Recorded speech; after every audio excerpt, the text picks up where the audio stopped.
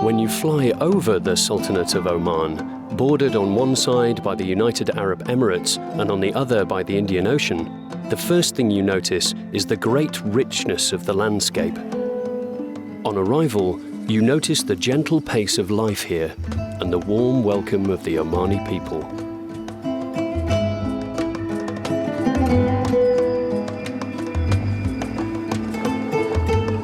Welcome to this little-known corner of the Middle East, which from time immemorial has been called Arabia Felix, Happy Arabia.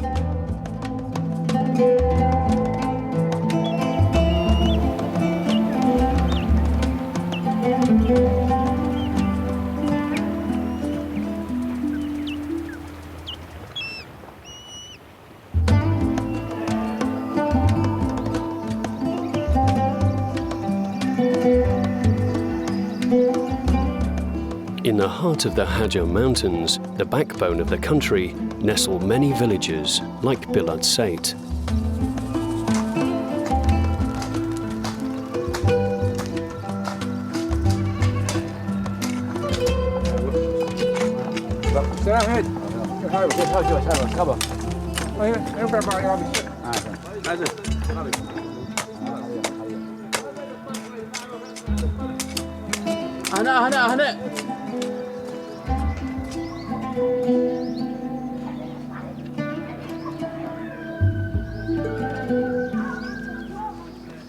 This timeless village is best explored on foot, at hiking pace.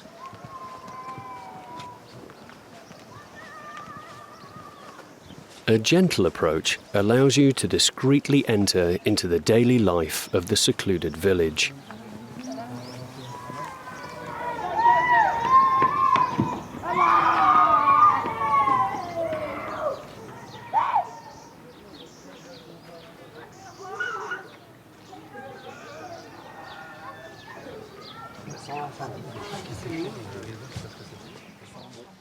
We're coming up to the MAHA list, the village community centre.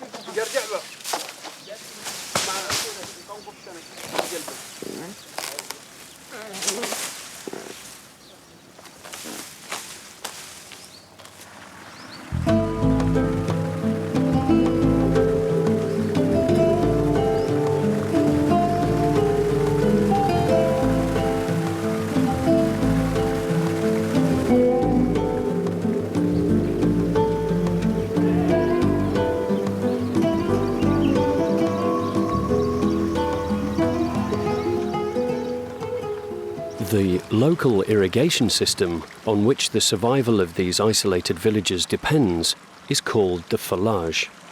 It was introduced by the Persians more than 4,000 years ago. There's a village council.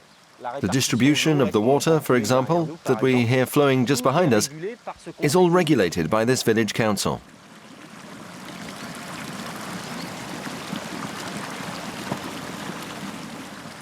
Thousands of kilometers of small channels connected to underground mountain springs irrigate the terraced crops and palm groves.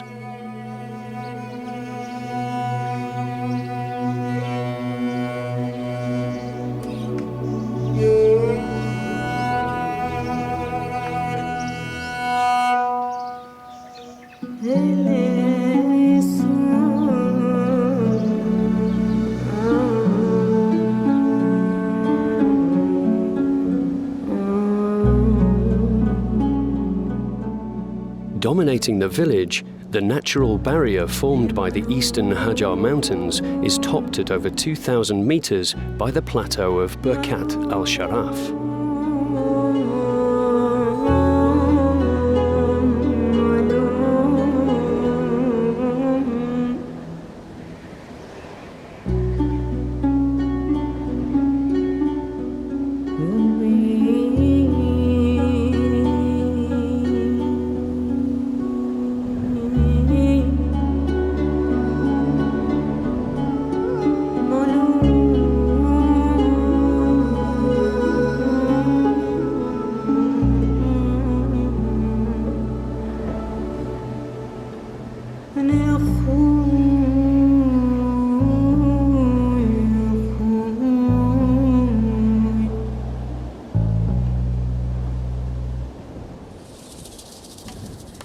Above the hikers, a pair of Egyptian vultures execute a well-choreographed mating dance.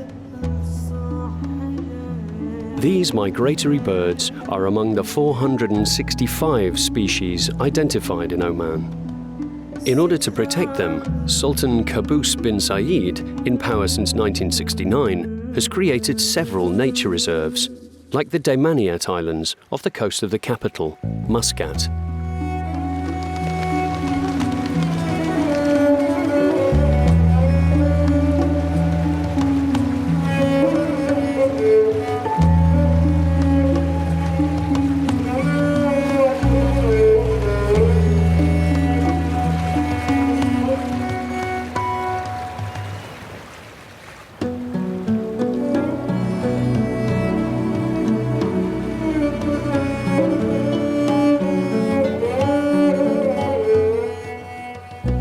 The reserve is an archipelago of 9 islands stretching over 200 square kilometers.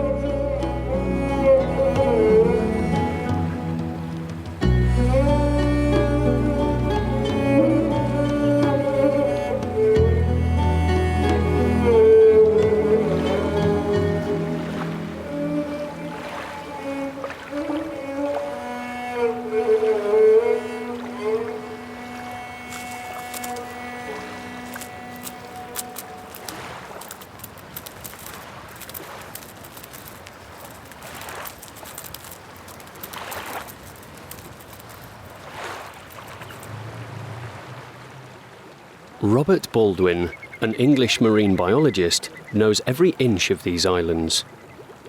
For 15 years, he and his team of researchers have worked with the Environment Ministry to protect the different marine reserves in the country.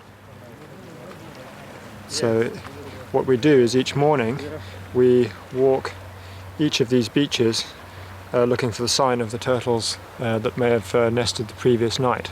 And we'll just be scoring how many turtles have laid on each beach and then erasing the evidence of that so that the following morning we can't get confused and recount.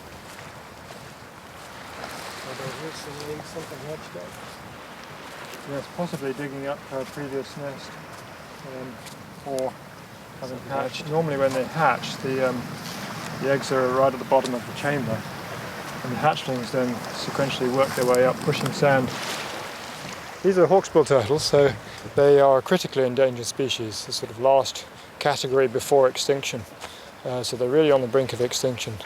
And on these islands here, the density at which they nest, even though there's relatively few turtles, possibly about 400 females, it doesn't sound very much, but that's actually an extremely high number to be nesting in such a small area, which obviously gives you a good chance to protect a relatively large number of turtles relatively easily.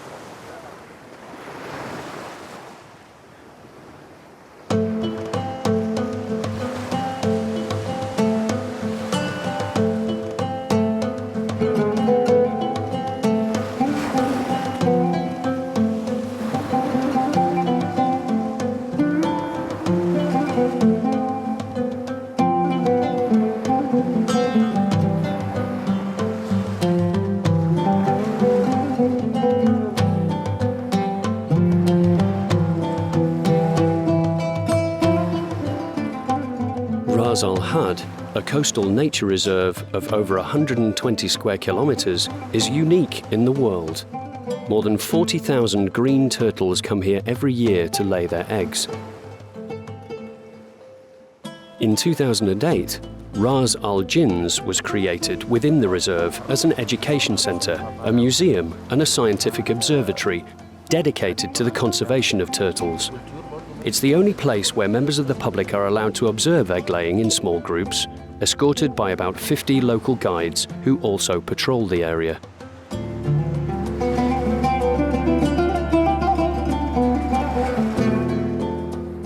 In spite of the presence of the scientists and guides, predators pose a major threat to the turtles, whether they're foxes, seagulls, or even fishermen. Only 3 baby green turtles out of every 10,000 will reach adulthood.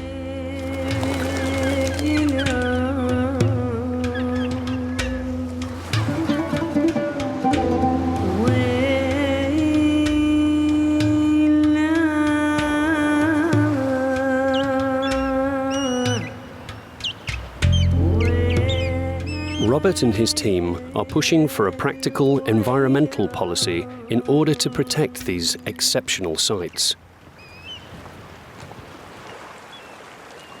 In order to safeguard natural resources such as these, we need to give them some sort of value. We need to place an economic value on them rather than just setting them aside and hoping that people will accept that they cannot use them at all. We've learnt that that is not usually the case, and it's better to enable some form of use, non-extractive, sustainable use, and which allows people to, first of all, come to see a spectacular and very interesting environment, to appreciate that, to understand it, to start to realise the values of it, the integral values of it, rather than just the economic values of it. If we were just to set it aside, then perhaps that sort of level of understanding would not come about.